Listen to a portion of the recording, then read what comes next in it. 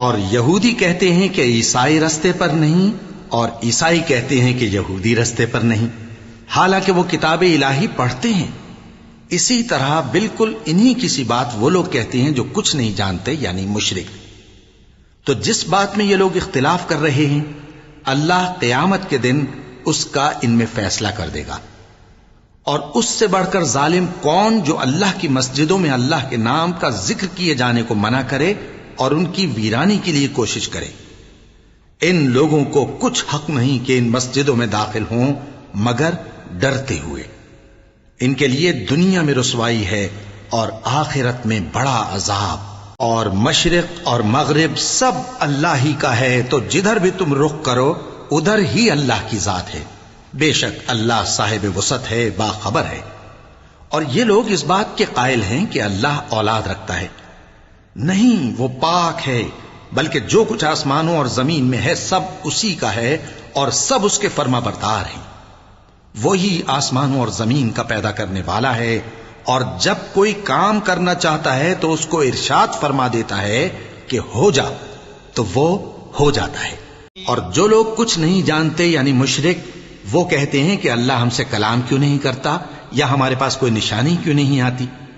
اسی طرح جو لوگ ان سے پہلے تھے وہ بھی انہی کسی باتیں کیا کرتے تھے۔ ان لوگوں کے دل آپس میں ملتے جلتے ہیں۔ جو لوگ صاحب یقین ہیں ان کے سمجھانے کے لیے ہم نے نشانیاں بیان کر دی ہیں۔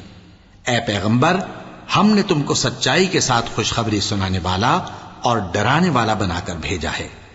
اور اہل دوزخ کے بارے میں تم سے کچھ پرسش نہیں ہوگی، اور تم سے نہ تو یہودی کبھی خوش ہوں گے اور نہ عیسائی، یہاں تک کہ ان کے مذہب کی پیروی اختیار کر لو۔ ان سے کہہ دو کہ اللہ کی ہدایت یعنی دین اسلام ہی ہدایت ہے، اور اے پیغمبر اگر تم اپنے پاس علم یعنی وحی الہی کے آ جانے پر بھی ان کی خواہشوں پر چلو گے تو تم کو اللہ کی پکڑ سے بچانے والا نہ کوئی دوست ہوگا نہ کوئی مددگار۔ جن لوگوں کو ہم نے کتاب عنایت کی ہے وہ اس کو ایسا پڑھتے ہیں جیسا اس کے پڑھنے کا حق ہے، یہی لوگ اس پر ایمان رکھتے ہیں، اور جو اس کو نہیں مانتے وہی خسارہ پانے والے ہیں۔ اے بنی اسرائیل، میرے وہ احسان یاد کرو جو میں نے تم پر کیے، اور یہ کہ میں نے تم کو اہل عالم پر فضیلت بخشی۔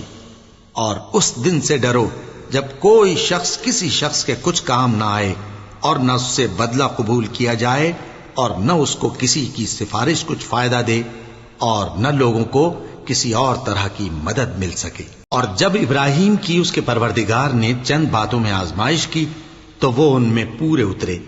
فرمایا کہ میں تم کو لوگوں کا پیشوا بناؤں گا۔